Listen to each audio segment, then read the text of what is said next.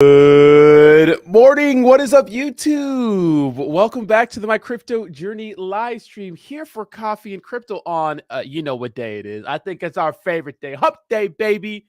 Is it actually Wednesday? Hold on. Yes, it is Wednesday. Welcome back. Guys, real quick, if you guys want some extra cryptocurrency content in the afternoon, Jake and I go live Monday, Wednesday, Friday over on Twitter for the Crypto Hour, another hour of cryptocurrency news. So hang out with us there. Of course, Monday, Wednesday, Friday. You guys know about that. Links in the description. And we're doing a giveaway, another giveaway. All you have to do is just be a part of the stream. That's it. Do me a favor, smash that like button before we get started. Hope you're all having a fantastic day. And I love seeing the chat all chatty before I even begin. Guys, we have a decent amount of news and could really shape the rest of the cryptocurrency space going forward for 2023, which is going to be interesting. We'll talk about that right now. Cryptocurrency market not really doing much right now, just kind of dirtling, trading sideways. I have a strange feeling that one more crazy black swan event is going to happen to dump the market. But at the end of the day, this is probably a fantastic time to dollar cost average into some of your favorite cryptocurrency projects. Just make sure you do your due diligence. And of course, quick shout out to our sponsors, Volt, Inu, and Cookies Protocol for this month. Yes, I am sponsored by two cryptocurrency products, #ad. Links to their all their social medias is in the description down below. Of course, I make Volt videos. You've seen all my stuff for Cookies Protocol. We're going to have some AMAs and stuff like that coming this month. But remember, always invest with caution. I'm not telling you to buy anything. Check them out if you like. Buy, don't care. They are sponsoring your boy. And this is a #ad. Appreciate these projects. Guys, how are you doing? Let's say what's up to the chat, and then we'll go from there. What's up, Design DNA? What's up, baby? What's up, that guy? Dude, long time no see. What's up, Jayhawk?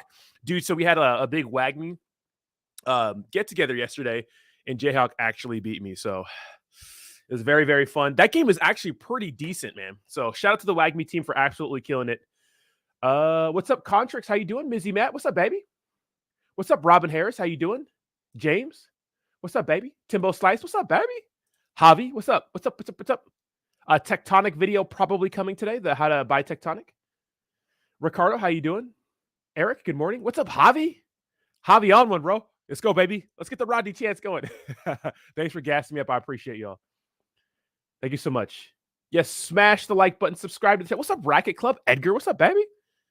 What's up, Jason? How you doing? Renaissance, how you doing, baby? What's up, what's up, what's up? What's up, what's up, what's up? We got Brent in the house. Crypto Art, what's up, baby? We got Baree, what's up, baby? Troll coin. Oh my God, there's a troll coin in the chat. I cannot believe there's a troll coin. What's up, baby? How y'all doing today? What's good? What's good? What's up, bud? No B. Buenos dias, DJ. What's up, not baby Rodney? My baby, my not baby is here. Apparently, my kids have dreads. I don't know how. For some reason, Jayhawk and I had a genetic mutation. Second cousin. Let's see. What's up, Maddie B? Baby. Wait. It's Bree's birthday? No way, it's Bree's birthday. Stop playing. What's up, K2020? No way, it was just Bree's birthday, right? What's up, Lou L? How you doing? The troll fam is troll coin for stop. Shilling in chats is so 2022. You know, it's so 2022, 2021. Just hit my DMs, you know, if you guys want to do some sort of promotion or something like that. But you know, got to keep the meme coin promos down to a minimum, you know. Yeah, so okay, yeah, and the poll of the day is, and guys, there's always going to be a poll of the day. I'm going to do a poll of the day. The poll of the day is, and this is going to be our last story of the day, we'll talk about, should we abolish the IRS? Why did people say no? It's up to you, though. Yeah, that's what I thought, Brie. Yeah, exactly. That's what I'm saying. Everyone is here just hanging out, dude.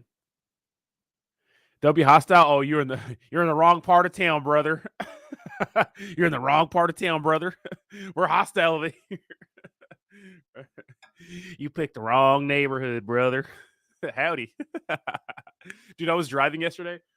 And then I saw like this, like the, what do they call it? The camouflage colors. I saw like a whole SUV, like with that, like that camouflage looking stuff on it. And I was like, this is Southern California, bro. Maybe it was going fucking I don't know, hunting or something like that. All right, let's start off with the first story of the day, which is some fantastic news. Check this out. FTX has recovered over $5 billion in assets, bankruptcy attorney says. But they have an interesting predicament, and we'll get to that right now. But this is good. So, of course, we know FTX has been the highlight or low light of 2022, especially when it comes to cryptocurrency, just because of who Sam Bankman-Fried was, kind of like the bridge he kind of covered when it came to cryptocurrency and the rest of the world, right? FTX was super huge, right? The second most trusted cryptocurrency exchange in our space until, well, they got exposed, right? They got exposed for doing a lot of shady things. Now, John Ray, this is the guy who's the new CEO of FTX. He's handling the bankruptcy.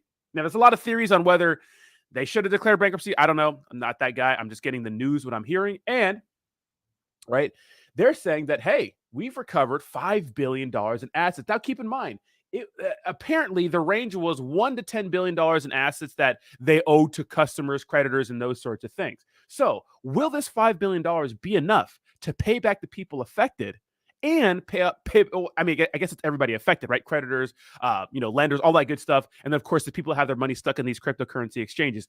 And will they be able to help some of the other entities that were affected? Now we know entities like Genesis. Very, very interesting, right? Very, very interesting. So, crypto exchange FTX has recovered more than $5 billion in different assets, not including another $425 million in crypto held by the Securities Commission of the Bahamas. A bankruptcy attorney said during a hearing Wednesday, there is still a sum missing in what is owed to customers, and the amount is still unclear, the attorney said. So it must be more than $5 billion. It says, we have located over $5 billion of cash, liquid cryptocurrency, and liquid investment security measures at petition date value. It just not, freaking some sinuses. It just does not ascribe any value to holding of dozens of illiquid cryptocurrency tokens, where our holdings are so large relative to the total supply that our positions cannot be sold without substantially affecting the market of the token. So this is interesting, right? So they cannot sell these cryptocurrencies without wrecking the market for these specific cryptocurrencies, right? And that's pretty much the sum of this, right? So they're still working, right? This is pretty much the highlight of this whole story, is that they're still working, right, to recover the cryptocurrency and recover the money that was and recover all the cryptocurrency, all the assets, so they can help everyone that was affected. And this is such a big deal, right? This is such a huge deal. And now I look at this situation a little better, because I've heard rumblings of people coming out and saying that, oh, John Ray's just in here for the money. Because this guy's making what, $1,200 an hour for what he does, which, hey man, if you're doing a job like this, you should obviously get paid that much, right? He's doing pretty much the Lord's work, and they're recovering a lot of money. So whatever they're doing, it's working. And this is only a month-ish after they said they only recovered about $1 billion. So since then, they've recovered $4 extra billion. That's such a big deal, right? That's such a big deal. So we'll see what happens with this, how it pans out. But this is right after the Department of Justice seized all $465 million in Robinhood shares from Sam Bankman-Fried. Now, this was supposed to be used to pay for his legal fees.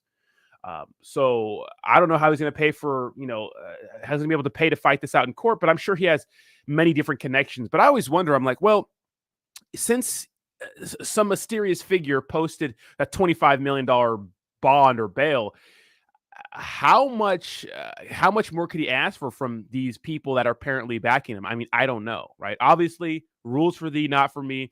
Obviously, the elite have a separate set of rules than we do.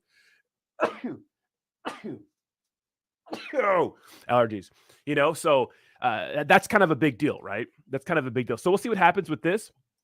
But it's going to be interesting to see exactly how much they can recover at the end of this. Can they really reach the full 10 billion to be able to pay people back, which would be absolutely insane? I hope so. Because a lot of people that were affected by this don't really deserve to be left out, to be left in the dark with this sort of thing. A lot of people's lives are on hold. A lot of people didn't get to enjoy these holiday seasons because they have, their life savings or a ton of money locked up in some of these exchanges, right? And so, I mean, I don't know. It's I just want some clarity for those people.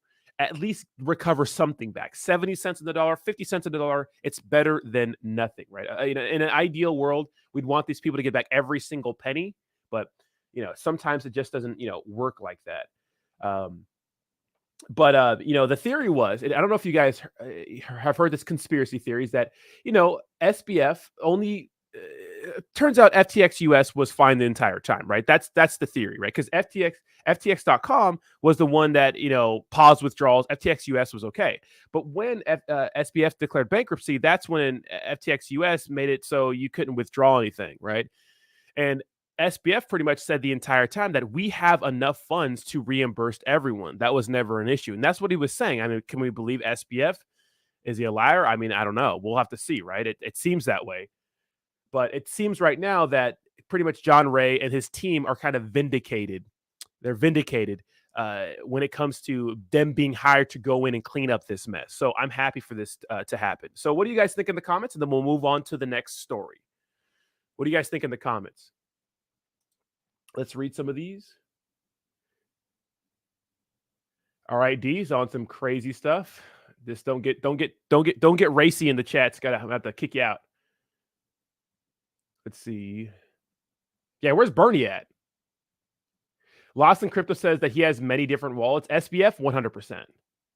Making the Money says, I guarantee you a judge will rule that it's not anyone else's money but FTX, just like they did with Celsius. Yeah, if you guys didn't know, a judge pretty much said that all $4.2 billion in cryptocurrency assets that Celsius has doesn't belong to the customers. Technically, it belongs to them, which is the right decision because technically on paper that's how it works. Now, in the court of public opinion, absolutely insane, right? Absolutely insane, right? Absolutely insane. It's like no one likes that because it's like, oh, okay, well, F the customers. You sold a dream saying, oh, big banks are not your friends. Don't trust big banks. We're better than big banks.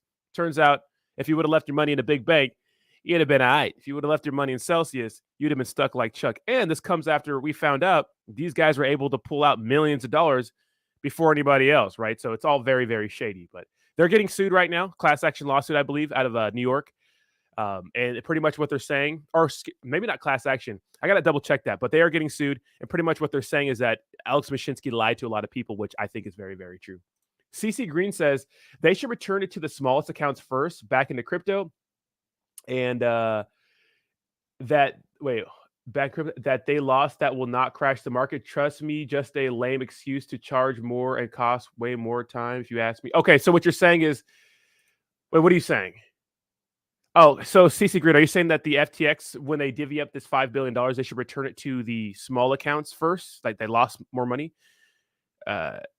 Well, yeah. So if they recovered cryptocurrency assets, they'd have to sell them, right, to make them liquid, so they could give it back to the people. But then that would probably, billions of dollars out of any cryptocurrency product right now is going to dump it, right? The only ones it's not going to really have an effect on is these higher market cap ones, and even still, right, like $1 billion out of any of these is still significant, right? Once you get past like the top maybe 20, $1 billion, I mean, well, 15 really, $1 billion would greatly affect it. Like if for example, hypothetically, $1 billion of those, assets that recovered were Polygon, tokens.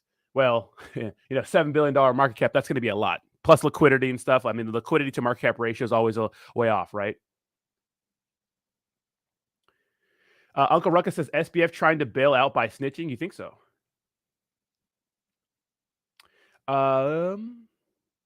Uncle Ruckus said, if I had 100K locked and I only got 30K, I'd be happy. It sucks, but it's better than nothing, right?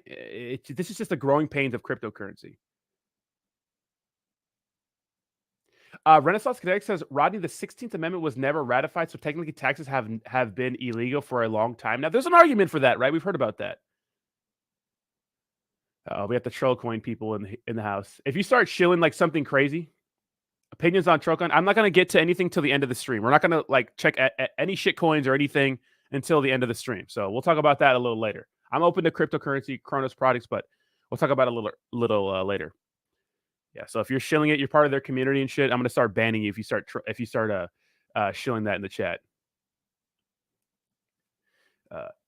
Let's see. CC Green says, I understand it would be nice if they give it back in crypto and never so. Oh, so you mean give people back the crypto? Well, yeah, I mean, I guess, but if people, you mean, okay, I see what you mean. Like all their cryptocurrency. Yeah, I mean, I wonder what the value was because remember, say if you have $100,000 in FTX at market value, before the crash, and it was just like a diversified portfolio, like that's down significantly even after excuse me, it would be down significantly because what happened to FTX, and you wouldn't get anything back anyways, right? Or excuse me, you wouldn't get the full amount back anyways because the market value is much different, right? But still, give the people the option to hodl, sell, whatever they want to do with their cryptocurrency. I think that's the only right way to do it. I think that's the only right way to do it, to be honest. All right, let's move on to the next story, which is, and I think it's pretty awesome. Binance is making some pretty big moves in the bear market now. Binance has literally been the only one that's like, yeah, we're hiring people. Like, oh, you guys are laying off people? We're hiring people. Yesterday, Coinbase laid off, 20% of its staff. That was 950 employees, right? And it was a big story yesterday because a lot of people were like, oh, it's a bunch of FUD and stuff like that. But Coinbase isn't the only one making cuts. I mean, so many people outside of crypto are making cuts. I've had a few friends. I had a friend last night, and what she was saying pretty much is that out of her company of like 70 people, she was her and like 6 other people were the only ones who didn't get laid off. And this is like a government job. I have a buddy who is a district manager, for a certain company. He got laid off randomly. So a lot of people and a lot of companies are making cuts. It's not just crypto. It's not just Coinbase, right? So it's happening everywhere. And a lot of people like to target specific, niches or specific industries to fit their narrative. Like it's popular to dunk on cryptocurrency right now. And yes, the good reason to, but Coinbase, and many other cryptocurrency companies and regular companies are making big cuts. Not Binance. Binance is like, yeah, we're going to hire more people, 2,400 employees in 2023. Okay, that's crazy. And I know this is over the year, right? But still, the last year, Binance was seemingly never in trouble. It seemed like the entire time they were building during a bear market. So this is what we like to see, right? Binance really handling it. And the last, I don't know what, month or two, Binance has been under a microscope. And there's been lots of FUD, whether it's, CZ's avoiding, coming to the United States because he doesn't want to get arrested. Whether it's, Binance is operating out of other countries, or whether it's, there's not really as much staff as they say they are, because a lot of people say that, Binance, I've never seen like a building with a bunch of people working at Binance. Where does it operate out of, right? You know what I mean? And those sorts of things. So there's a lot of fear, uncertainty, and doubt circulating the news, kind of the media and stuff like that. But what I've liked from CZ and what I liked from Chris from Cronos, right? Because very, very important. Very, very important. They both went live on YouTube or other news media outlets to pretty much address all the fear, uncertainty, and doubt. And this was right away. Like when Chris, the CEO of Crypto.com, had that huge allegation, right? Pretty much alleging that Cronos doesn't hold your assets one-to-one. He went on a YouTube live stream later on that day and addressed every issue point by point. CZ went on a huge media tour and addressed every issue point by point. What we saw with some of these entities failing is that like Do Kwon was radio silent. SPF was radio silent until after, right? They found out they were bankrupt. And a lot of people were radio silent until it was too late. But we didn't see that out of these two CEOs. So shout out to Binance for continuing to build in a bear market and really fighting off a lot of the fear, uncertainty, and doubt. Now, we don't know what's going to fall in this, what cryptocurrency entity is going to fall this year. We don't know how many liabilities Binance has or Crypto.com has. We know how many assets they have because they're on the blockchain, at least cryptocurrency, right? We could see that on coin market cap. And that's why I still don't trust exchanges. I mean, they can make all the wins they want, but I still don't trust exchanges. So I use exchanges for what they are, including Coinbase, which are good for buying crypto, good for swapping, good for converting it to fiat, and then I send it directly off the exchange to my cold storage wallet. And look, you still support the exchange if you want to support them, right? Like a big one in this space is that, I make a lot of Crypto.com and Cronos content because people like it. Well, people say, well, how can you support Crypto.com if you don't, use their exchange? I say, well, one, I just don't, because I use Coinbase instead to do those little things, not to store my crypto, but instead I use their DeFi wallet, which is a part of their exchange. Why not, right? I'm using something to support them, right? Something that they made that they're going to get the fees for, right? For swapping and those sorts of things. So I'm using their wallet.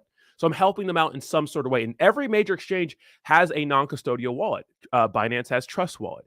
Coinbase has Coinbase Wallet, right? Most of these top tier exchanges have their own wallet, so that's a way you can support them. But this is one win for Binance. They're going to grow in 2023. Now check this out. The other day, Binance US, right? Binance US was trying to acquire bankrupt crypto lender Voyager Digital. Now, this would be good because the people that had their money locked up in Voyager Digital maybe get 70 cents on the dollar back. Now, keep this in mind. FTX wanted to buy Voyager, right? They wanted to buy Voyager. They were going to. SBF was literally, it seems like he was printing money and throwing it everywhere. Now, a funny story that I heard was apparently when Elon Musk was going to buy Twitter, SBF offered him like $1 billion or something. And then Elon Musk looked at, SBF a little sideways and was like, how are you getting $1 billion? Like everyone was a little, weirded out by that. But turns out they were just printing funny money. But this is sweet. So the other day, Binance tried to acquire Voyager Digital, and the SEC was like, hold up. Wait, hold up. Or maybe it wasn't the SEC. Maybe it was somebody out in New York, DOJ or something like that. But pretty much they said, how are you buying? How are you gonna acquire crypto lender Voyager Digital? What are you going to do? How are you going to pay for it? Because the theory in cryptocurrency has been like, I mean, you could just make money anytime you want to, right? You could just print funny money. Remember that exploit that happened on the Binance bridge, right? The BUSD, right? They were able to mint $500 million of BUSD out of thin air. Like, what the hell? Cryptocurrency is a little weird. You can mint your own tokens. You could just create money, right? Which is kind of insane. So they blocked it, pretty much saying that, hey, maybe we have to check some more things out. But it turns out that it's going to be going through. So this is very, very good. This is very, very good because it's going to help people that were affected by Voyager Digital, right? This helps both companies, right?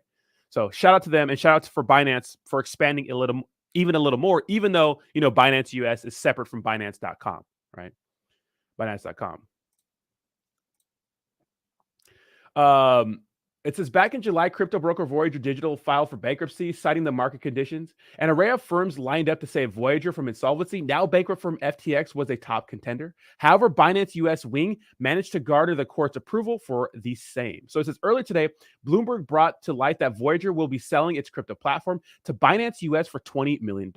However, this is an initial approval that comes from the bankruptcy judge. The deal will need the green signal from creditors as well as the final court approval.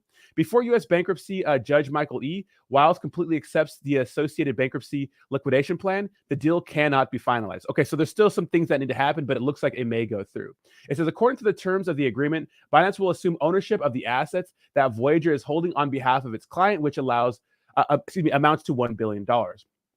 Following this account, holders will have the opportunity to withdraw their funds. And this is the big one, right? That's the rub right there. It's like, we just want the customers to be helped, right? Because at the end of the day, they're the ones affected the most by this. And guys, remember to smash that like, stop what you do right now, smash the like button, push us up in the algorithm, and make sure to vote on the poll of the day, which is, do you think the IRS should be abolished? Do me a favor, smash that like button, baby. Smash that like button, baby. It says Voyager's lawyer, Christine A., whatever the heck that last name is, Okike, further went on to highlight the importance of customers in this case. The lawyer said that the customer will entail the right to vote on the Binance deal over the next couple of weeks. And if you're a customer, I think that you want this deal, right? You want a company like Binance who seems strong on the surface to acquire Voyager, so maybe they can help you out. The most gruesome story I heard about this was a lady who pretty much said she worked her entire life and put her entire life savings in a Voyager and now can't get it out. I think about people like her, right? A person making, I don't know, maybe a couple $100,000 a year, which you may think is a lot, but imagine making that and then saving up hundreds of thousands. I think it was like $400,000 to $1 million. It was one of those crazy numbers. This story with this lady who had her money trapped in Voyager. Imagine working that long and saving up that much money. Like that takes so long, especially since most Americans are living paycheck to paycheck. Even Americans making $250K a year, a significant portion, about 40%, are living paycheck to paycheck. So imagine how much this lady had to save. Decades, right? Decades. So it says bankruptcy judge overrules opposition by regulators against Binance acquisition. Okay, so this is what happened the other day, right? So it was the SEC or Department of Justice. Okay, so everyone opposed this deal. So check this out. Voyager's deal with Binance attracted a lot of naysayers. This list includes the U.S. Securities and Exchange Commission, SEC, Department of Justice, DOJ, along with financial authorities from New York, Texas, and Vermont. Despite being heavily scrutinized, FTX's Alameda Research also condemned this deal. Voyager simply moved on, labeling the objections hypocrisy and chutzpah based on speculations that are unverified. So pretty much a lot of people oppose this deal, which makes sense, right? Which makes sense. Regulators and those sorts of things. They just want to see how Binance is going to pay for it, but hopefully this deal goes through, so that people that were affected can get some of their money back. Now, another story for Binance is that another W. They gained regulatory approval to offer crypto services in Sweden. Sweet. So another W for Binance. So they can operate out of Sweden. Now, I'm actually not sure on how harsh Sweden is when it comes to cryptocurrency regulations, but this is still a W, and it's another place where cryptocurrency is going to be able to, operate out of or be at, and people in Sweden can get stuff on Binance. Although, if you're in Sweden, you could use, the centralized exchanges and do whatever you want. But, if you're a normie, you can partake. So this is pretty much the highlight of this is that Sweden is the 17th European Union member to state to grant authorization to the global cryptocurrency exchange as a result of this regulatory approval. The registration in Sweden, and additionally followed by the exchange's registration in France, Italy, Lithuania, Spain, Cyprus, and Poland. So, Binance really hitting Europe and continuing to expand. Now, what do you guys think? Do you guys think that any cryptocurrency exchange can really, be better than Binance? I mean, it's not even close. Although the volume is down significantly today. I think it was at 16 billion yesterday or something like that. Do you guys think anything can get close? Interesting. Yes, we have 47 likes, 150 people watching. Smash that like button, baby. Push us up in the old algorithm. Let's go. Robert says, only invest what you can afford to lose 100%.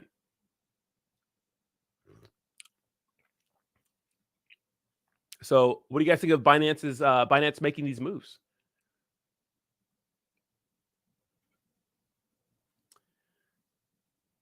Let's see. Isn't that the lady that started a GoFundMe for a deceased family member? I don't know about that one.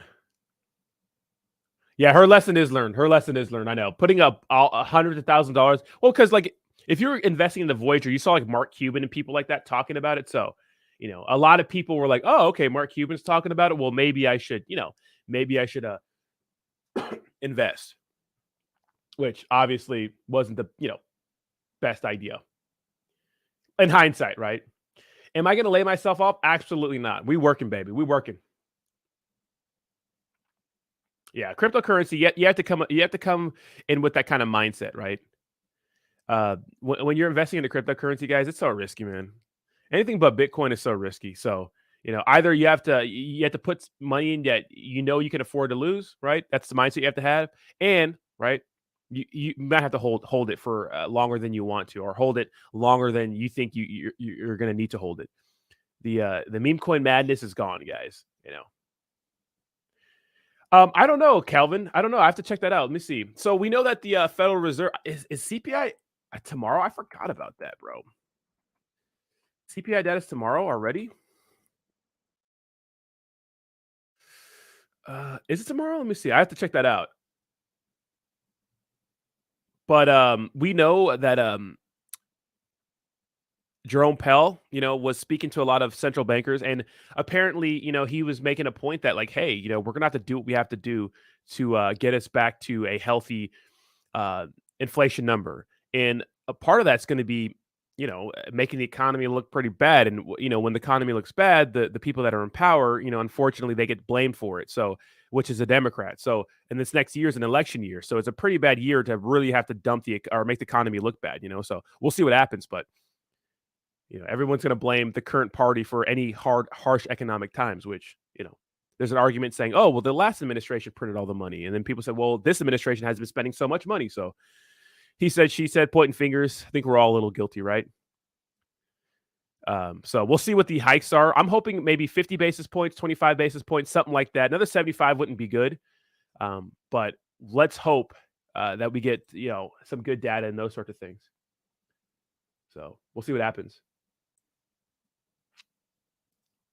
What's up, Chad G? How you doing? Brad says Binance is going to do what they're going to do. No factor for me. If they do sus stuff, that affects the market. More buying opportunities for me. Yeah, people think if Binance goes down, they think they're gonna, it's gonna destroy cryptocurrency, which I doubt. Eric says, if you lost money on Voyager, remember you're so early. Eric, damn. Renaissance says SHIB remains the rest of the Enus that duped you meme days are gone. Yeah, 100%. Brad says, let's be honest, both parties look kind of bad. They both look bad. It's a mess, bro. You know what? When it comes to politics, dude, none of those guys care about us, bro. None of those guys care about it. So I never really get too caught up in politics anymore. I used to be into it, and then I just realized that, dude, these guys don't give a shit about anything. They don't care a shit about you. They don't give a shit about me. So why even, why? Why even deal with it? They don't care. Right? Why even deal with it?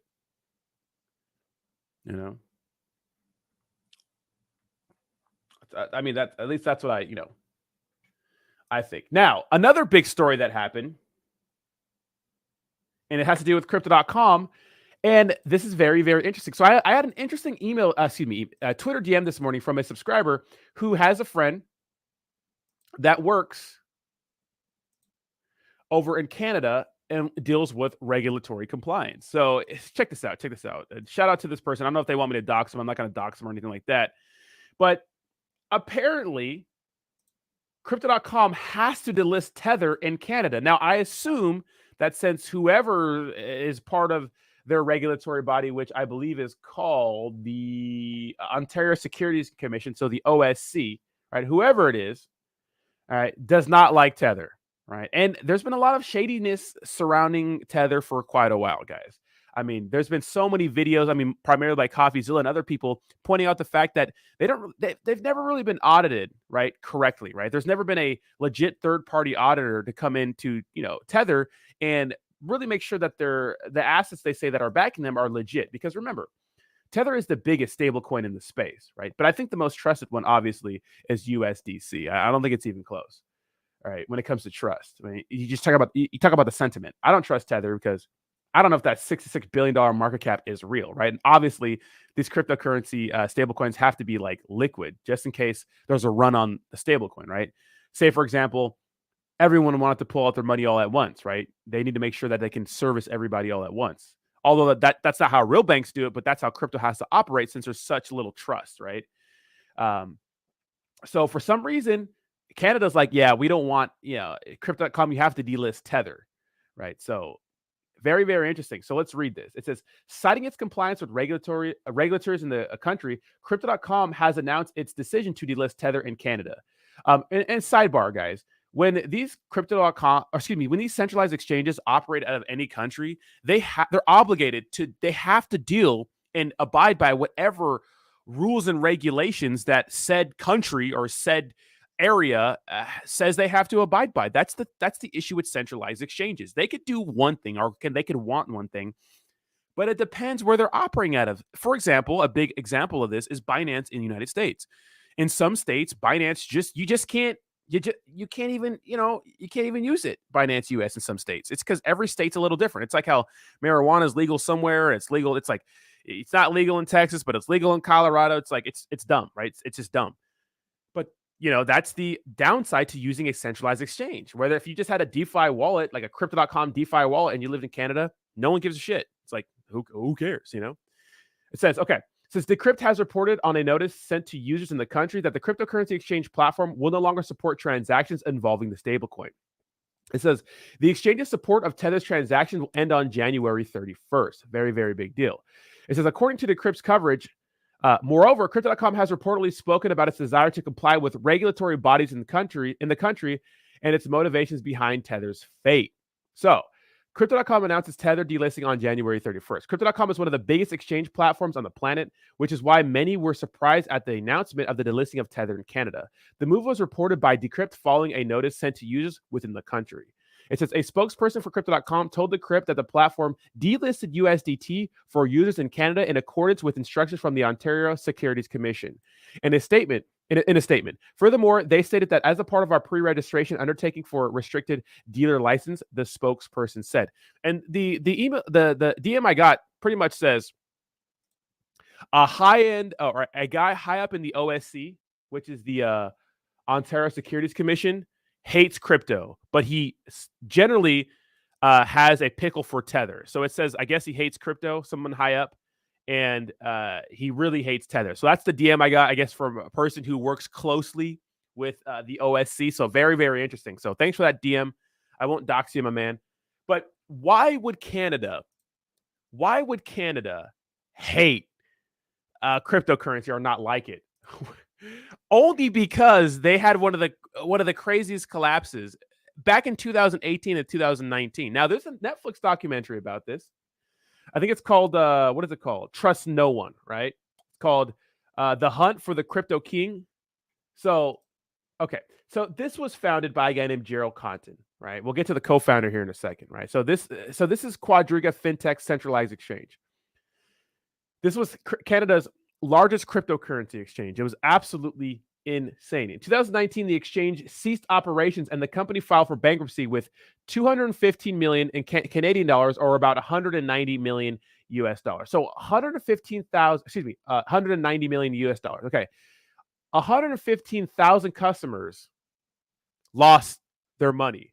All that money went missing. So the mystery was the founder took a vacation to, I think it was India or somewhere, some foreign country, and mysteriously passed away. And he held the keys to the crypto.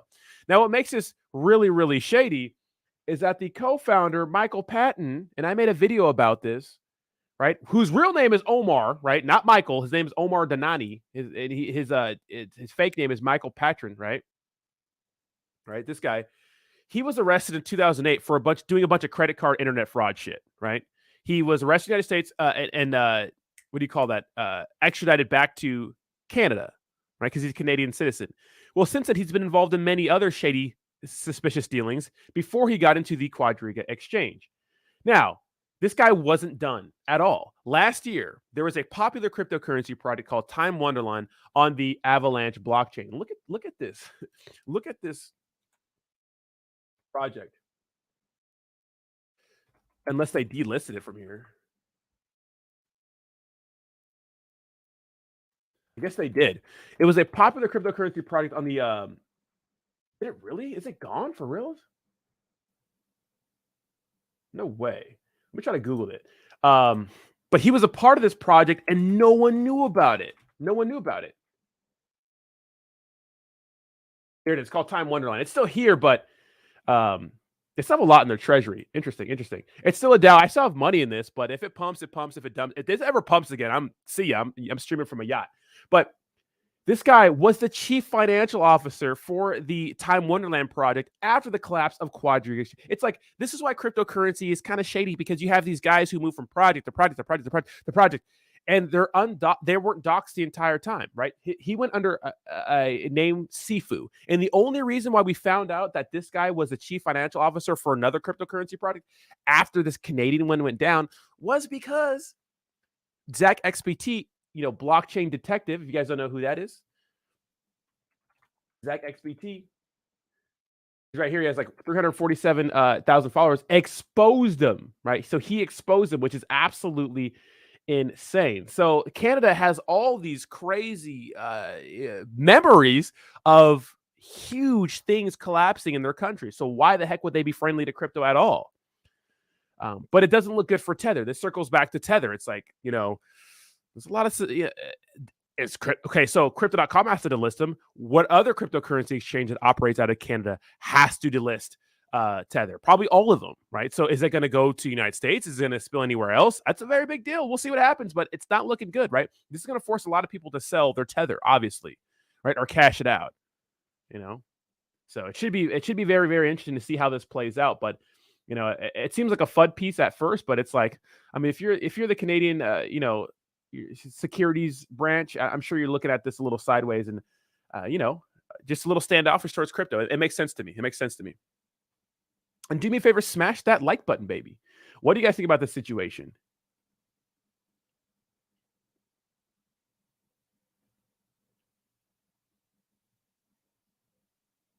If you lost money in Voyager, blame the Matrix. That's actually trending on Twitter. Brad says they don't care. It's about money and power for them. They don't see themselves as public servants anymore, which is what any one in government is. Yeah, of course, of course. It's all about power, bro.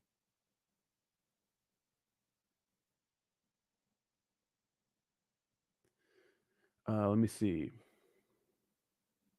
Ron says the question is, will it still be tradable in DeFi? Yeah, Ron, of course, of course. The only reason why Tether won't be, tradable in DeFi is if because if every centralized exchange starts to delist Tether, which would be catastrophic for everyone because a lot of people, a lot of exchanges have a lot of their reserve in Tether, right?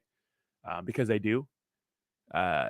That would be bad, right? Obviously, nothing really matters in DeFi. You can still trade anything in DeFi, but if the price dumps, the price dumps, right? It's going to dump, or if the peg breaks, the peg breaks.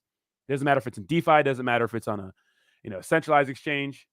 But if this is just a Canadian thing, then it's going to be fine. Now, keep in mind during the protest, right? The vaccine protest, there was those truckers that were like blocking the road or something like that, right? Which is highly annoying. But the Canadian government was going to go and freeze crypto accounts. They were going to freeze crypto accounts. And it got so bad that the CEO of Kraken pretty much told people, hey, man, if you have your money on an exchange in Canada, even Kraken, you should probably get it off. And that's how bad it was. They were going to freeze bank accounts because that's what they were doing. They were freezing bank accounts of these protesters, and these people were using crypto instead. And they were like, okay, well, then we'll just freeze your cryptocurrency accounts. Insane, right? So Canada has I don't know. That's rough, right? Because I get protesting, but like imagine going to work and the whole road is blocked off. Like, can you imagine that? I'd be pissed, right? But I suppose if you're peacefully protesting, that's a right that we have. And unfortunately, that's peaceful. It's annoying, but it's peaceful, right?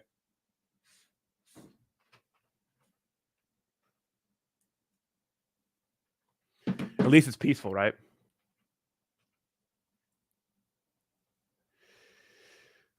Ron says, as long as DeFi wallets exist, there's no need for regulation. Well, the argument is that people want big institutional money to come into crypto, and a lot of people don't think it'll happen unless we get some sort of regulation, right? So, and there should be some sort of regulation, man, especially for stable coins. We need audits, man. We need audits. Chrissy says, let's measure USDC's volume against USDT. Okay, let's do that. Yeah. Let's see. So Tether's volume, let's see. No, Tether's volume is down today. So minus 16%. So volume's for better or for worse. So if this was actually a real FUD, we would see a huge increase in volume, but it's actually down. So maybe the word hasn't gotten around. I don't know. Maybe it's not a big story. I haven't heard anybody else talking about it. USD coin, let's see. Yeah, their volume's down about the same. Of course, there's a little more volume in, for percentage of increase or decrease. So looks like they have $2 billion in volume for USD. And then we have, oh, geez, not even close. Not even close. Look how much volume Tether has. $21 billion to $2 billion. It's not even close, right? Now, a big reason why people trust USDC is that they're backed by BlackRock and other entities that seem a lot really centralized, right?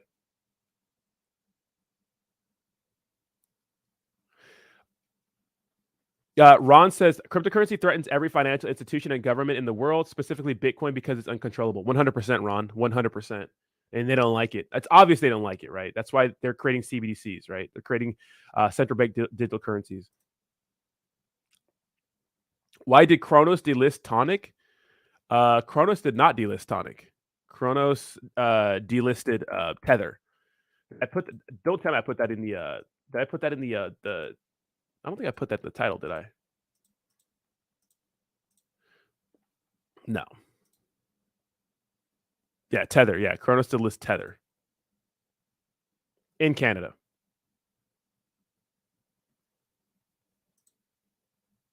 Musab says, CF, don't you put that black magic on us, dude. Tipsy said the whole road is literally a hardly used road in front of the Parliament buildings. The only people that get to use it is the Parliament. Got it, Timsky. Okay. Yeah. Isn't that crazy? It's like you're freezing people's bank accounts and trying to. That's crazy to me. That's crazy, and that's why CBDCs can be such a bad idea, right? Because like with CBDCs, like if there's no cash or anything like that, like nothing physical, it's like, dude, like you could freeze anything all at once. Like, oh, this person's in trouble. Let's freeze all their assets. That's scary to me. That's scary to me. That's like some sort of like weird, 1984 vibe, right? Oh, really? Speaking of BlackRock, it looks like they are about to have mass layoffs, according to Washington. Man, everyone's getting laid off, man. Crazy times right now. Crazy, crazy times, man. I just hope some of these people get severance package or something that can support them through these hard times. Because, I mean, I think a lot of people use up unemployment during the pandemic. A lot of people use it. Unemployment's not forever. A lot of people use it up during the pandemic. Yeah, there is a time and place for civil disobedience, 100%. All right, so I mean that's the Cronos news. What do you guys think about the situation? I think it's very interesting, man. When it comes to Canada, I understand where they're coming from, right? When you have these major catastrophes, right? Because I mean, imagine being the Canadian government and being okay with cryptocurrency, and then these assholes scam everybody. Now we know for sure. Michael Patron, right? This guy, allegedly, I mean, he got in some actual legal trouble for scamming, right? And he's been a part of many other scams, right? So, it's like, imagine being Canada, you know what I mean? Having this happen, and you have 115,000 people saying, "Where's my money? Where's my money I put into crypto?" Oh, this guy went to another country, just disappeared. So I understand where they're coming from. Crazy. Yeah, Gala is dumping. I mean, Gala was gonna pump and dump, right? Obviously. You know what I mean? It's gonna have that. It had a huge pump. When you guys see a huge parabolic green candle, especially like over like a couple of days, and it's going crazy, guys, it's gonna pull back. You just gotta you just gotta hope for higher lows, right? Some of the protesters are still in jail. Really, that's crazy. That's crazy. All right, let's talk about the IRS. Now, it looks like the Red Boys, the GOP, first of all, they introduced a bill to slash funding by $70 billion over a decade. Now, there was this thing where they were going to hire 87,000 IRS employees, right? People thought they were going to just roll 87,000 people are going to be boom, right in the IRS, right on day one. No. It was over 10 years. And plus, people are retiring. No one has a government job like, being an IRS agent says, you know what? I really want to work past retirement. They want to get out of there. And you need new young bucks, people, to get in there and do what they were doing. Now, typically what training is like 2 weeks to a month. Now, Clear Value Text made a good point, and I'm going to echo that point was, hey, these guys coming in, who are they going to go after? Who are these new people going to go after? You think they're going to sit there and spar legally with a person who's very wealthy, who has a CPA, who has lawyers and that can defend themselves? Or are they going to go after people who make just enough money to look at and not fight them legally or, end up owing them something? Of course, they're going to go after the small fish, right? Because that's what they have to do. Now, of course, the IRS goes after big fish, right? We've seen crazy stories in our life, like, Wesley Snipes, and I think it was Martha Stewart, right? Those two people got in trouble for some sort of tax issue or tax evasion, right? But a lot of people saw this as, why are we spending this much money on new IRS? No one likes the IRS, right? Do we need the IRS? I think we do a little bit, right? But let's talk about this, and we'll go and we'll read how the GOP wants to abolish the IRS completely. Let's watch the story, and then we'll react to it, and then we'll read an article. Executive edge. We will go to Washington right now. That's where House Republicans passed a rules package in what was viewed as the first test for Speaker Kevin McCarthy. Now, a partisan battle is taking shape over funding for the IRS. Elon Moit joins us right now with more. Elon, good morning. Hey, good morning, Becky. On their first day in session, the top priority. Oh, we got Elon Mu. Elon, Wylan, all right. For the new House Republican majority was to slash funding for the IRS. The GOP's inaugural bill would cut roughly $70 billion from the agency, money that was supposed to go toward updating operations, hiring more workers, and enhancing enforcement.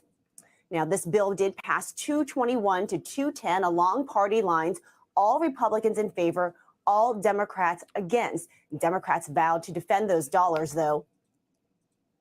Treasury Secretary Janet Yellen overwhelming majority of Americans, about 85. That was fucking awkward. Hold on. 210 along party lines, all $70 billion is a lot, right?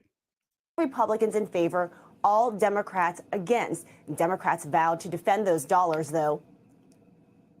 Treasury Secretary Janet Yellen overwhelming majority of Americans, about 85%, follow the law and pay their taxes. The last thing they need is more IRS agents knocking on doors to conduct audits. Now, Democrats vowed to defend those dollars. Treasury Secretary Janet Yellen has said that enforcement will be targeted at high-income households. The Treasury said that the IRS audits nearly 80% fewer millionaires than it did a decade ago, resulting in billions of dollars in lost revenue. In fact, the Congressional Budget Office estimated that rescinding the funding for the IRS would add $114 billion to the deficit over the next decade. Now, of course, this bill is dead on arrival in the Senate, where Democrats are in control.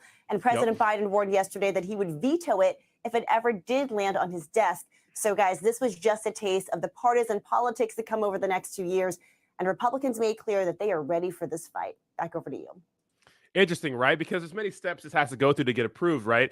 But that's interesting. I mean, look at it's the IRS, right? I mean, it's kind of like a business, right? They're there to recover money that you could say or taxes that weren't paid or things that people made mistakes on, right? And anyone you've heard that has gotten audited, they said it's just not fun, right? Because a lot of people don't save receipts. A lot of people don't save things they written off, or maybe they don't save the right amount of things. Now, I mean, it takes time too. This doesn't like the IRS doesn't work like the same year. Like, for example, I had a job where it was right before the pandemic, and it's a long story, but anyways, I owed some taxes, right? Because at the job I went to, you could have a ton of overtime.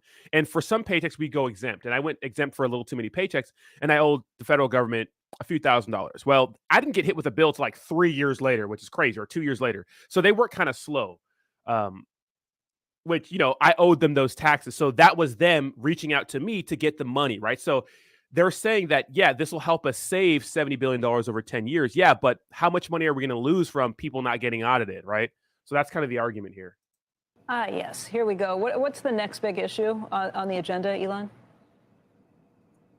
Yeah, so Republicans have a whole suite of messaging bills that they plan to pass this week to show that they can rally around a common cause. It includes everything from the IRS, the first one, to bills on abortion and where to sort of draw the line in terms of when folks should be able to access that type of service. So Republicans are trying to show that after last week's bitter infighting, that they are ready to rally around common causes. And I think that you are going to see a lot of attacks around the way that businesses relate to China. We heard yesterday from the incoming chairman of the new Ways and Means Committee, Representative Jason Smith, who said that he's really concerned about the relationship between corporations and China. And he wants to look at the tax benefits that certain businesses may have.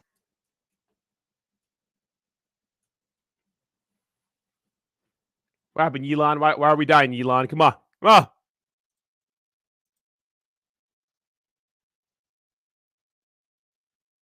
Yeah, I'm not sure what happened here.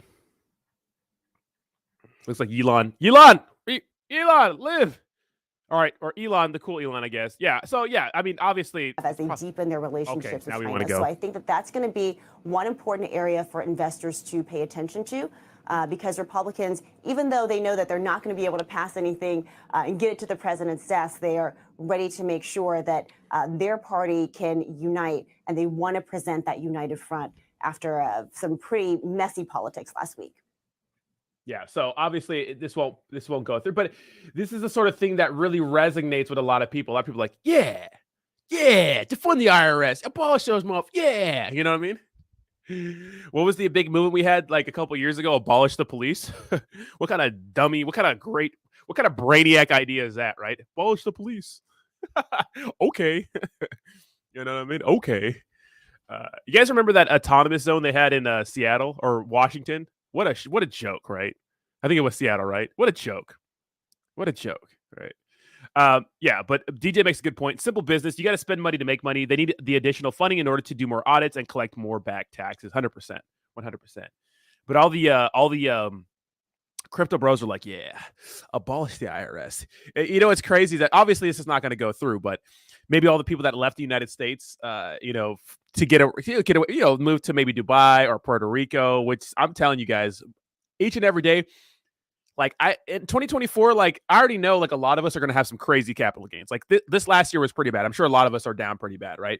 But during the next bull run, a lot of us are going to have a lot of capital gains to pay. So a lot of you might want to consider maybe moving to Puerto Rico or something for the time being. You know what I mean? Getting a little dual citizenship.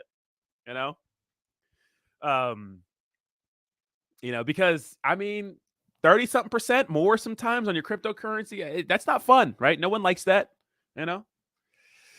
Shut up, Jayhawk.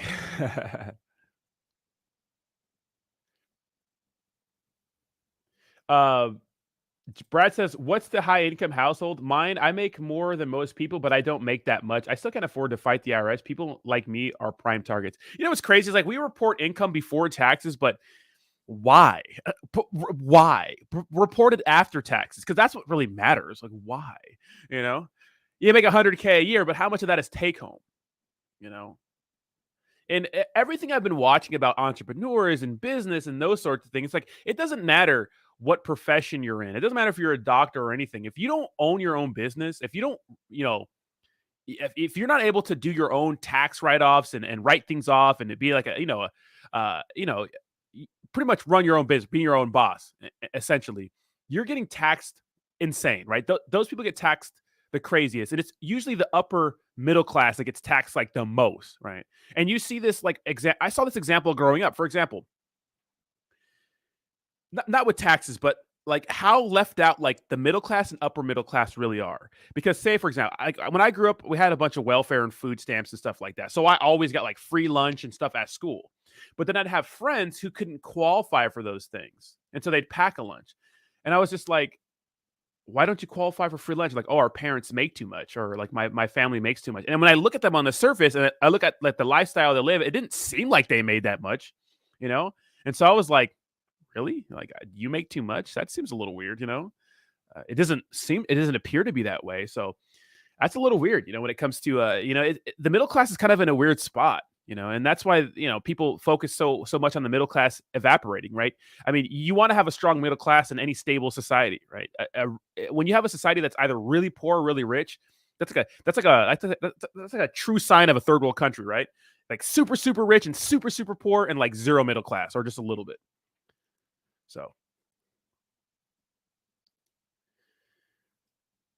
let's see. There's no way it's going to happen, right? It's a nice, catchy headline story, but absolutely, Jayhawk, 100%, baby. Hey, what's up, Hitoshi? How you doing, baby? Are you feeling better, Hitoshi? How you feeling, bro? Edgar says, when I got into Gala, I didn't know anything about crypto. I put $40 and turned it to 2K because I bought it before 1 cent. Till this day, I wish I would have put all my money into it. Yeah, I mean, hindsight's 2020, but what have we been talking about this whole week? Let's not, in 5 years from now, let's not let hindsight be 2020, right? Let's not let hindsight be 2020. You know what I mean? Let's say, hey, we were here in 2023 at the bottom of the bear market. We think, allegedly, I think there's going to be one more catastrophe. And we were able to accumulate. And, 5 years from now, 2028, we're like, yeah, we were those guys, right? We're going to look back on this video, look back on the chat and be like, we made it, baby. We made it. So that's the way that's the way I'm looking at it. Brad, I don't even want to tell you how much I have in harvestable tax loss this year. It's a lot, or how my portfolio is just down. I'm just down so much. So she says, there is not a for-profit tax advocacy service that is provided by the IRS, paid for by the IRS, but the IRS, it's weird. It saves a penalty because the IRS couldn't figure out Canada. Wait, Timsky, what do you mean by that, Timsky? There is a not-for-profit tax advocacy service. Okay, so a nonprofit that is provided by the IRS, paid for by the IRS, but is not the IRS. It's weird, but it saved us from a 10K penalty because IRS couldn't figure out Canada. Interesting. Oh, your wife is American. Ah. What's up, Osmo? How you doing, baby? Yeah, Lily Finance, guys. Of course, Lily Finance is a special cryptocurrency in our space. They are separating the Lilly Foundation from the cryptocurrency product. These guys, man, these guys are absolutely looking so bad, bro. Invisible commenter says, I challenge Hitoshi to get an eggplant. What's up, dude? I don't think I've ever seen you comment before. What's up, bro? How's it going? And thanks for y'all membership. Musab says, guys, I want an honest answer. If you had 400K, would you invest in crypto or stocks or real estate? I think honestly, I'm a crypto guy and I believe in crypto. So I'd put a majority of that in crypto, but look, I'm no expert. I'm no investment expert. I don't know what you should do, but we do know that it'd probably be better to be diversified. Real estate's interesting because I feel like real estate is a lot of maintenance. Like, when you just buy a house, like there's so much that goes into it, or any property, right? There's just so much that goes into it. It's not like buying stocks or crypto where like you slowly dollar cost average. I mean, you could do that with real estate, but I feel like when you buy like a property, you gotta make it look nice and flip it and all kinds of shit, right? That's just too much work for me.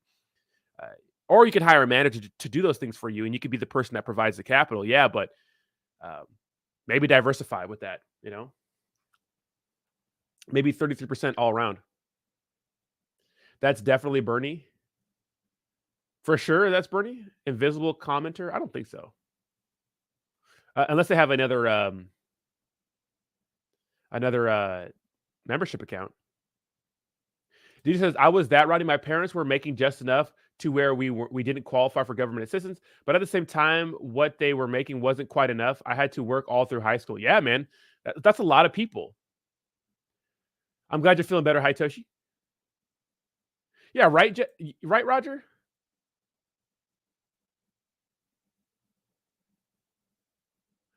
Chrissy says, F real estate. I don't need that headache. REIT is better. I will invest in both stocks and crypto. That was the issue with Seda Realty, right? Because REITs are like, you know what I mean? Like, that's pretty much what it is, but like legally, right? I don't know how legal Seda Realty is. But yeah, real estate's. I can imagine it being a headache. Like, you have to make sure your properties are legit. Like, can you imagine owning a house or like anything and like, oh, the toilet broke, oh, the AC broke, you know what I mean? Like, oh, this broke, and you have to respond right away, right? It's one of the reasons why I don't own a home yet. I've thought about it though. I've thought about getting a house, but there's so much benefits to renting. But there's also benefits to owning your own home because, you actually have something, especially here in Southern California. Depending on what you think of California, it's actual paradise here. Except we've had some crazy flooding the last couple weeks. But yeah, I'm going to be chatting with you guys now. Just do some chatting. Yeah, but I feel like managing any sort of real estate would be a huge headache. Samuel says the time to get in shitcoins is near. You think so? You think shitcoin season's close? Close? I wish it was.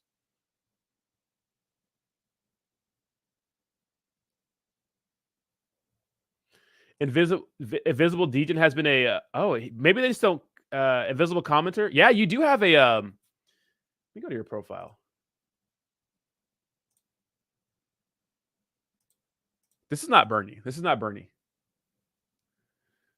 Yeah, visible commenter has been you've been a DJ for 6 months, dude. Thank you so much, man.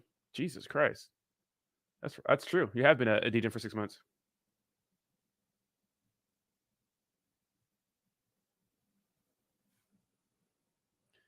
Why can't Jay come to Japan, man?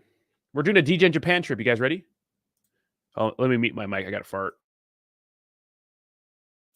All right. Yeah, chat time, baby. Cyto Logistics. I know those guys are wilding, bro.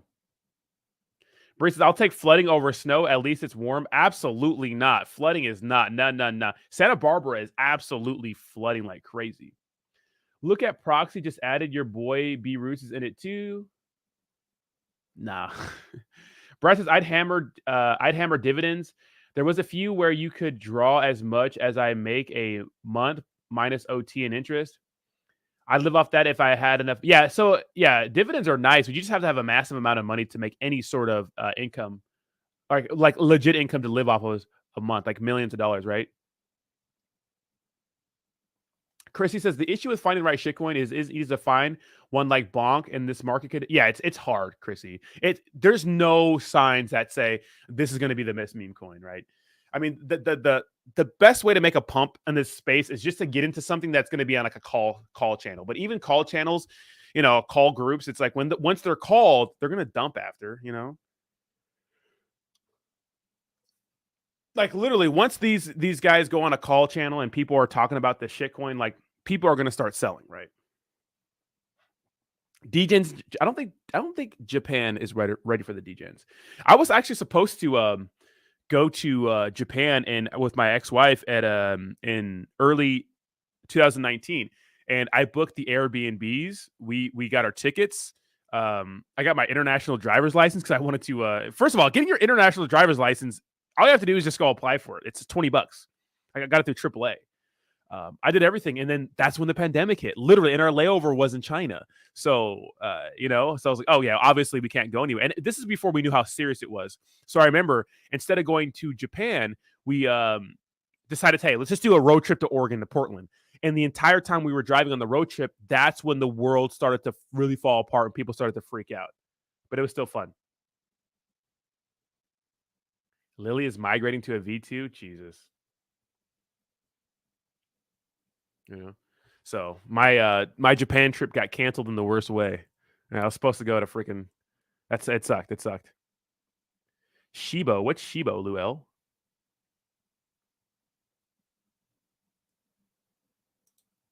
Oh, I know. Yeah, there's a lot of people that have been following my channel, but I mean memberships, right? Like I know Renaissance Kinetics. You've been here for a long time, right? I don't see any year members just yet, so we'll get you a nice little logo. Appreciate you. You could subtly mute your mic to fart and no one would notice, but after that, keeping it real in the chat. I always keep it real, bro. I keep it real here. Come on, that's my brand. What's up, Echoes from Above? Dude, Echoes from Above, you had a video that went, I'm not sure about viral, but dude, congrats to you, bro. If you guys like critical commentary, pretty much dunking on any finance influencers, dude, like legit good content. Like legit. The Logan Paul saga is interesting. Apparently, Logan Paul now is getting in trouble because, well, I don't think it's bad in this scenario. So Logan Paul bought like a teacup pig. I guess he didn't think it was going to grow to be a big pig. The pig was big, but Logan Paul rehomed it to some people who then abandoned it or did something or mistreated or rehomed it somewhere else. So Logan Paul is kind of okay in this situation, in my opinion. Although what's crazy to me is that Logan Paul could literally go in a forest in Japan where people go to self-delete themselves, post it as his thumbnail on YouTube and not get canceled. But this CryptoZoo thing, bro, it's bad. It's bad. It's absolutely bad. Yes, do me a favor, smash that like button and subscribe, baby. It's bad, bro. It's bad.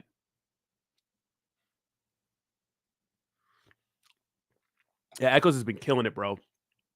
Echoes, I saw your post too about promotions, dude. Take them. The only issue is Echoes. Look, you're not in crypto, Echoes, so you're safe from a lot of these promotions, right? Or excuse me, a lot of the I guess you could say FUD for your channel. But take promotions, man. The only issue is like if you take a promotion or a sponsorship and they go under, like there's just a failed business, people are gonna talk shit. But dude, so many other people take sponsors. Dude, make money, man. You got to make money, dude. You should be getting paid for what you do, especially if it's a decent brand, right?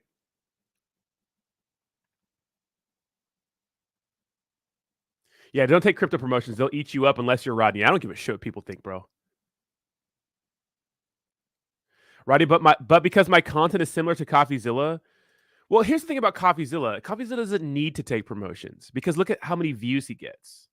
You can do good ones. There's a lot of people that do what you do or just make critical commentary that take promotions. It's just CoffeeZilla doesn't have to. It's like easy to say for CoffeeZilla when you have people in your Patreon, when you have ad revenue, when you're getting millions of views. It's like, yeah, of course you don't need to. But I feel bad for the little guy who's like starting off on YouTube and it's like, what are they supposed to do? They're not making millions of views. And CoffeeZilla can say, well, I've never taken promotions from the beginning. It's like, well, not everyone's in the same boat as you. What if people can't do YouTube full time because they don't take promotions? It's tough. Yes, do memberships, Echoes. Do memberships. Yeah, I do monthly ones. I do 3 different tiers, $3, $5, $10. Some people do like $50 memberships. You could do that. Some people will pay you $50 a month. but I don't. That's a little too high for me. You know. But dude, you got to make money, man. Just make sure they're decent ones that maybe the companies have been around for a while. It's like, yeah, easy for people. Like, I have millions of subscribers. It's like, okay, okay.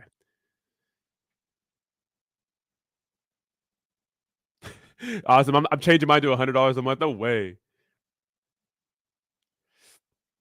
Yeah, but it's not. So Chrissy says, don't do it. Funny YouTube channels, but dude, every YouTuber and their mom takes promotions. It's just CoffeeZilla and a few others that don't because they don't need to. I mean, you don't have to, but if it's like a legit one, like if it's a Weeble or something like that, or I don't know, Robinhood, or like what was it called? What they call the Raytheon earbuds, whatever the hell they're called, the ones Ray J made, or Manscaped, like everyone else and their mom does. Why not? Manscaped seems legit. The earbuds seem legit. Weeble, all those affiliate codes, that seem legit. Like, dude, make some money, man. High Touchy said, if you were charging $50 a month, I will literally pay people not to subscribe. Bree says, once I get my own place, I want to start live streaming some meals and do some memberships. Dude, Bree, yeah, do like an hour live stream of like, dude, yeah, 100%.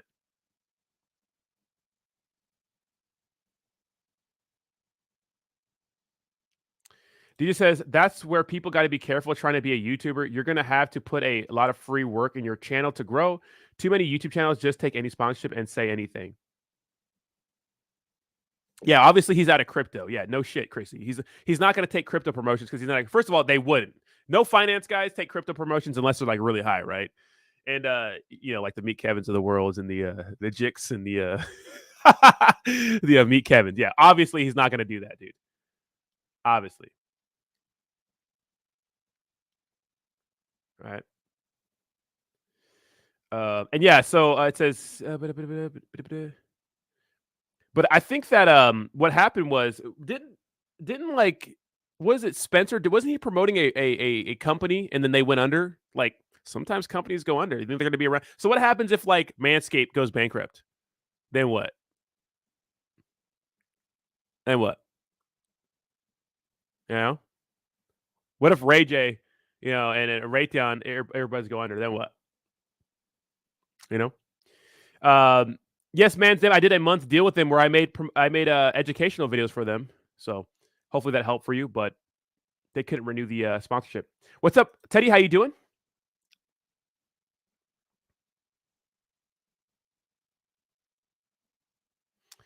Yeah, Echoes, you've been actually on YouTube for a long time. Oh, established titles. Are established titles like those bootleg ass? Let me see. Let me see one. Established. What's this? Yeah, dude, these are so fucking dumb. Have you guys seen Become a Lord? Ooh, these are so dumb. Lordship and ladyship title packs. Yeah, these are so bad, dude. You know what's crazy about these right here? You know what's crazy about this? Check this out. What's crazy about this, right? Established titles is that these guys will literally come. Like, I was in the military, right? And I'm still getting processed out and going through some shit. But like, these guys will literally come. Like, these companies will come to like basic training and be like, hey, let's sell you $300 for some dumbass certificate so you can go back in your history and see your bloodline and see if you were a lord or a lady. It's such a scam. These are all a scam. Like, they're corny, right? They're corny. Right.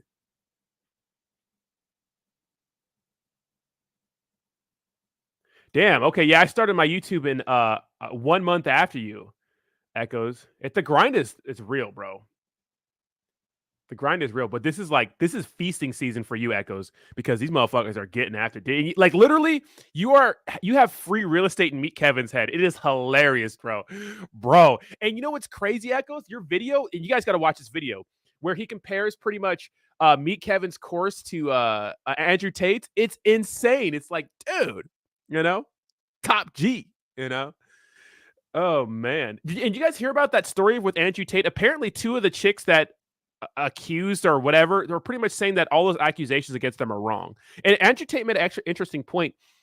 I was watching him on another podcast, pretty much saying, dude, none of the women I've been with have come out and said any of these things. You know, none of my exes have said any of these things. Ask any of my exes, they wouldn't say any of those things. So that's interesting. Interesting. El Makita Music says, "What's up? How you doing, bro?" It says, "There's also people like Aiden Ross, Kai, Kanat, Penguins that get millions of views reacting to other YouTube content."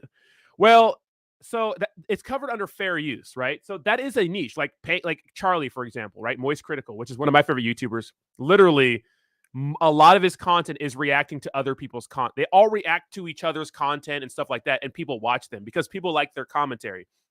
It would be a copyright strike. You could, but one, it's really frowned upon in our space to hit someone with a copyright strike, especially if they're reacting or criticizing or offering any sort of commentary to it. If you're just playing somebody's video without anything, well, then yeah, it's copyright strike. But there was a huge court case with, what was it, H3H3 podcast, right? Or something like that, where they pretty much, it was fair use, right? You're allowed to use other people's content, and pictures and stuff like that. Right? Especially if you're reacting to it. So yeah, there's a huge niche for that. Appreciate you, Teddy. Ozum says, Echoes, I call my YouTube manager and it's because they have have a bot that messed shit up. It's fixing as of yesterday's YouTube taking views away. Oh, they are. I heard about that. Yeah. So some of my my views and my on my channel, I look at my YouTube studio, looked a little weird.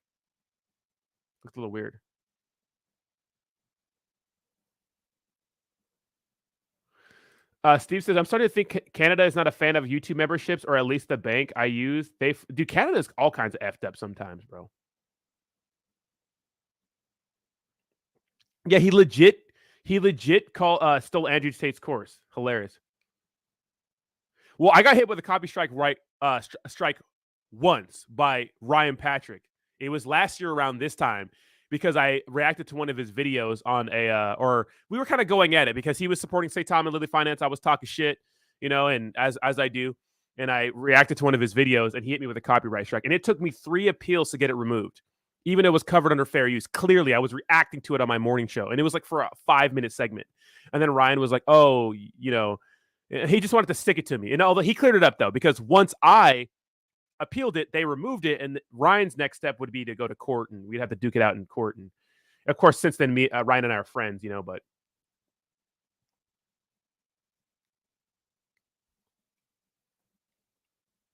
Aiden Ross and Sinat have a lot of Twitch followers. They are printing money from subscriptions. Yeah, they have a lot of Penguins too. Moist Critical has a ton of Twitch followers too, and he's actually killing it, man. Moist Critical is really, really hardworking, man. That guy he streams every night. He's posting up a lot of videos. I'm sure he has help and stuff like that, but still killing it. I miss Ryan Patrick's dating advice. Fan lost 300K views. What the hell?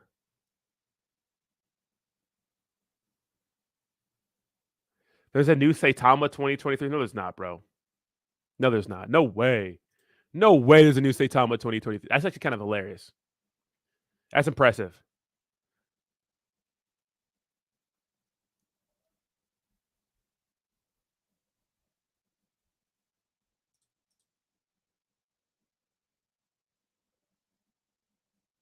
Osm says, yeah, well, Osm's whole family's on YouTube, so you guys have mastered it. You know what I mean? And like, what I've noticed by a bunch of YouTube channels is that sometimes they're popping and sometimes they're not. Like, I mean, it's a tough environment, right? YouTube, it's hard. It's not easy, especially if you're not taking promotions, because YouTube has really kind of jacked up the way they do the way they monetize videos now, right? Let me see. This guy, there's a few people that pointed out. Yeah, YouTube is like, I don't know. It's tough to make money on here. Like, guys, if all my money was based on ad revenue, right? Was based on ad revenue, dude, we would have like literally, we wouldn't be able to survive, right? We wouldn't be able to survive at all.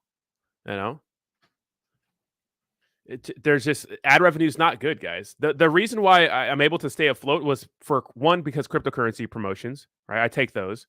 I try to do it the best I can without being a fucking absolute hard shill sellout. Like, You know, and a lot of these cryptocurrency companies don't like it because they're like, well, you need to shill harder. But I'm like, I can't do that. So put a little logo, some links and shit like that, you know, except for Volt. Volt's going to be a good meme coin in the future, in my opinion, right? Should you buy it? It's up to you. I don't give a shit what you do with your money.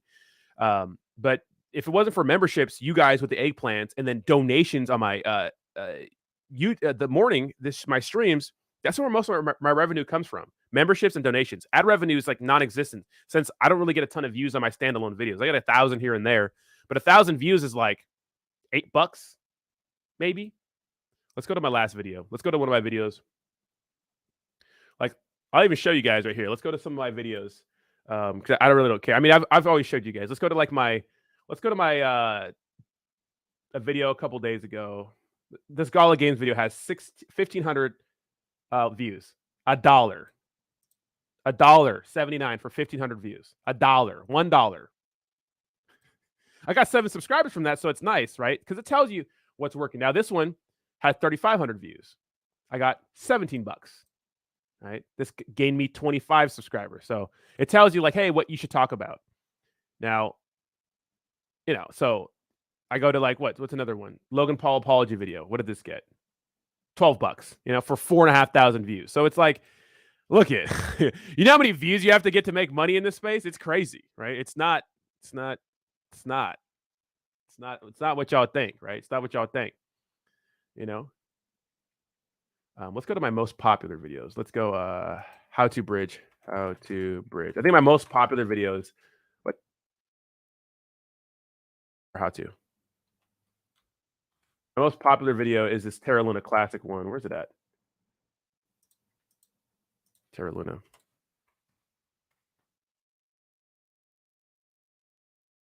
Where's it at? It's like 30,000 views or something like that. Oh, I think it's just called Bridge. Let me see. Bridge. There it is. Yeah. 31,000 views. It's my highest viewed video ever. And this got me $330. So that's actually a nice bag, right? But this is my highest video ever, $300. Like that's a good amount of money, but I mean, you don't get a video like this, you know, often, right? This is when the Terra Luna hype was real. You know what I mean? So, you know what I mean? And for all promotions, you got to DM me, right? The RPM is pretty good. It's actually pretty good. So, $10, 10 right here, and the playback is 20. It's actually not bad. It's not terrible. It's not terrible. You know. Ozm says it's a hustle, dude. It's not easy. People think it's easy. It's ridiculously challenging. It's 100%, right? 100%. No, you're going to get monies from YouTube Shorts starting February 1st. So I'm really going to send it on the Shorts after February. After February, I'm putting out a lot of Shorts, guys, because people like Shorts because we have fucking attention spans of an acorn, you know?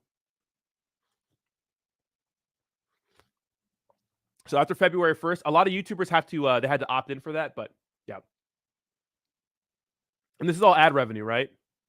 So I don't put a lot of ads in my YouTube live streams. Like if you go to my live streams in the morning, check this out. If you go to my live streams, you can see that like we'll do yesterday, for example, which is actually a decent live stream. I'm not going to get any revenue from these live streams unless they're donations, right? Like this one, $9. I know. That's I could work an hour at Walmart and make more money than that, right? Let's go to another live stream that's older, but maybe like a lesser viewed one. Let's see. Let's do this BitBoy one. BitBoy swatted. Okay, well, these are donations from one of them, right? But the ad revenue from these are not good. So these are all based on donations, right? So Renaissance says, I've been promoting your channel running for a bit. You want a cut for $300? You know what I mean?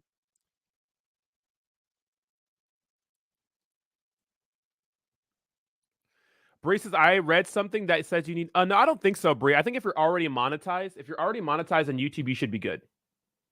If you're already monetized on YouTube, you can still get money from Shorts. I think it just counts as a regular video that you monetize. Like you still get... I'm not sure what it is because you're going to get ads on these... you know what I mean? Ads on the... ads on your these Shorts, but I'm not sure if they're going to be pop-up ones. I don't know because it's going to be kind of ridiculous to have to watch an ad for a short, right? That's stupid. So maybe they're going to be the ones you can click through, not the ones that start before the video, right? That's a whole separate video for an ad. It might be like a little logo on it or something. Echoes with a $10 donation says, I appreciate you, Echoes, but I'm doing okay, guys. I'm doing okay because of my crypto promotions, right? The products I promote, or partner with. I'm doing okay. So, I never really care. Like, crypto YouTubers have an advantage on a lot of other YouTubers because we get paid for promotions, right? We have an advantage. Now, I could just, some people like turn their whole channel into a shilling network and it just destroys everything. You can't do that, but there's a fine line you have to walk. We're all figuring it out. I'm figuring it out. Ozum says, fan got like 5 million. First of all, thank you so much for the $10 donation, Echoes. I appreciate you, brother. And I'm excited to see your channel boom right this year. Keep grinding, baby. Keep going. Let's go, baby.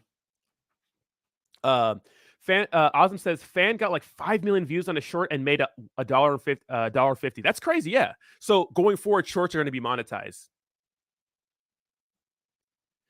El Matinga says, I think you have potential to get 1 million views, but you have to choose a title and thumbnail and an idea that's super general, like how to buy Bitcoin video or doing a vid like Coin Bureau. I think so. Dude, Coin Bureau's videos are just so good. He has a whole team, though. Coin Bureau's videos are so good, but I can't do that by myself. That video would take me days, for one. And that guy pumps them out so quick. But you have to have a team like that, So. Nice, maybe well. Yeah, it's a combination of good thumbnails, a title, but sometimes the algorithm picks up shit, but yeah, general videos like that, they do work. That's why I'm gonna make a how to buy Tectonic today. Taz, I don't know what that is. But after February 1st, that's gonna change. Awesome. I'm sure that'll be a nice bag. Don't start shilling, Rodney, because shilling doesn't sound like as funny.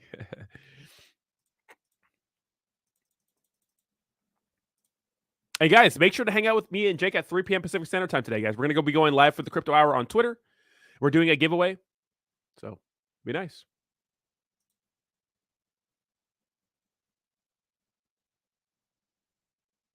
It would be very, very nice.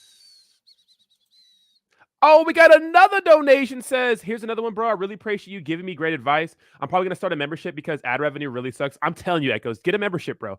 Get a membership and take partnerships that at least are vetted. You don't have to take anything like fucking established titles. You know what I mean? But that's the issue. It's like you have a gun to your head now, man. It's like, once you start promoting things, it's like, well, now you're screwed. It's like, I don't know. The high horse pedestal thing is like, it's nuts, man. It's nuts. It's not because you shoot yourself in the foot,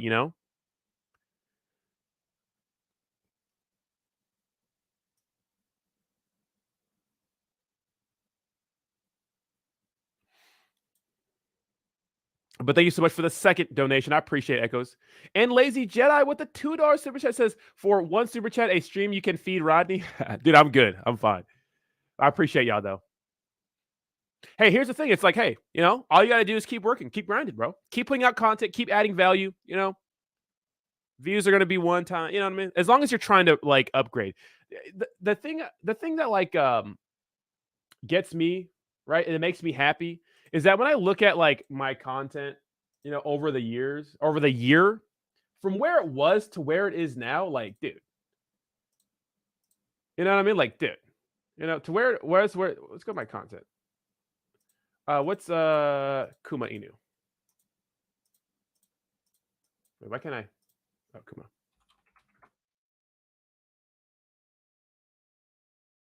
Look at this. This is what my channel used to be.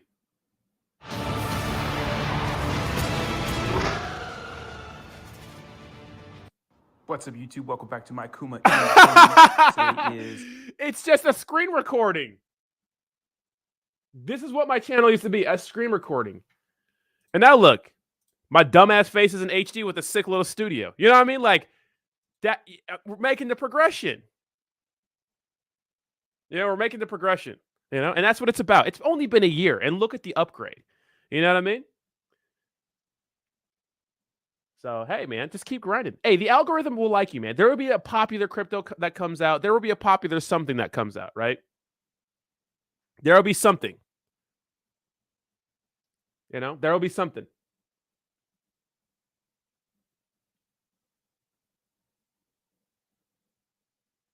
Lily chat? Did you really send me some troll coin in my donation wallet? No way, dude. Did you really? I'll check it out. That's funny if you did that. I have a donation wallet and no one says shit. No one says shit to my donation wallet. It's also my stream wallet where I'm gonna be doing giveaways and stuff. Let's see. What's the can I view this on the let's see, activity? Can I oh.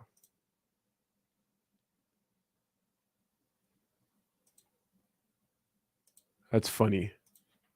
Is it called Cronos Scan or Cronos Scan? Oh.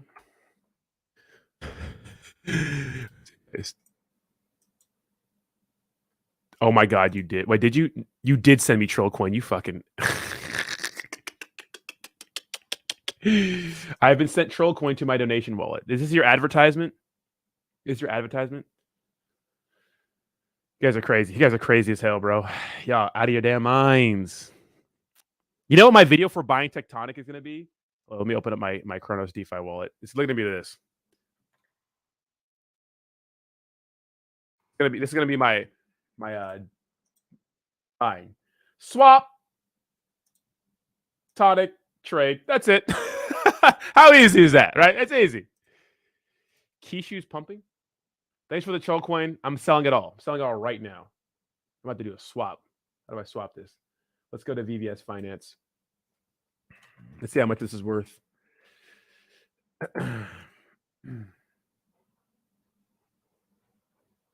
Let's see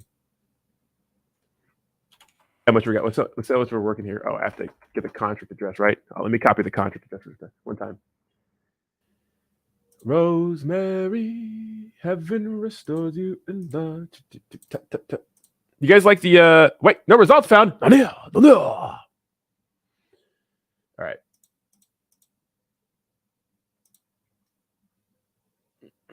Is this not the same as fucking? Is this not the same?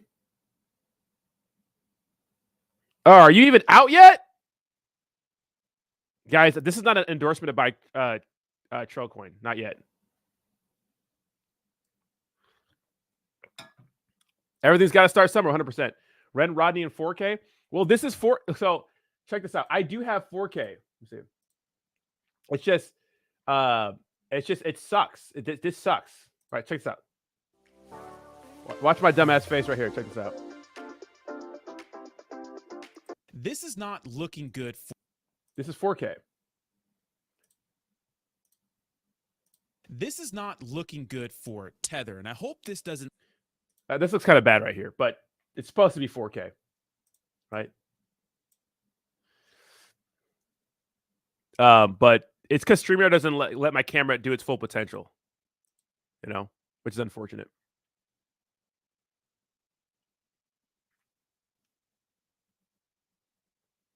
Shut up, Hitoshi. Roddy just opened his wallet to a hack? Nah, it'd be fine. It'd be fine. VBS Finance is a legit website. All right. Did you imagine all my crows just gone? Nope, still there. 25 crow in there. This is the wallet I'm gonna use for giveaways, though. You know, for Mondays. You have Trollcoin and it's legit. Well, thank you, Trollcoin. I do appreciate y'all. How come I can't trade you on VVS Finance? What's up with that? How come I can't swap it? Why not? Unless I'm doing something wrong, but I feel like this is the same thing I do at like a Uniswap, right? This should be a contract address, right? I should be able to go to VVS Finance, paste it in here. Yeah. Does VVS like Finance not swap everything? Yeah, you could send NFT to that wall if you like Trollcoin. I appreciate that. Let me actually see if this is a legit troll. Is this like a legit YouTube page?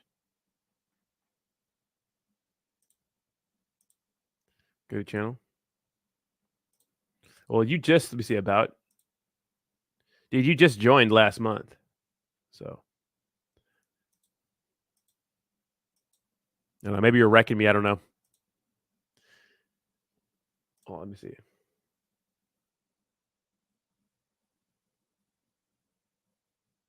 Oh, you have to use MMF? Okay. I mean, this has a lot of addresses. Holy shit. Let's see. Let's go to Dex tools. I know Teddy was big in the on the Crow chain for a little bit. Let me see. Oh yeah, launched 2 months ago. How are we doing here? Oh, 28K liquidity. Oh, hey, actually, it's not looking bad.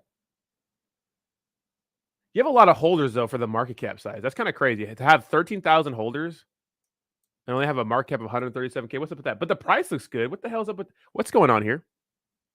Oh, you airdropped 12,000 wallets containing SHIB. Ah. Oh, VVS ignored you guys. Got it. Wait, Lily Finance, is it dumping or what?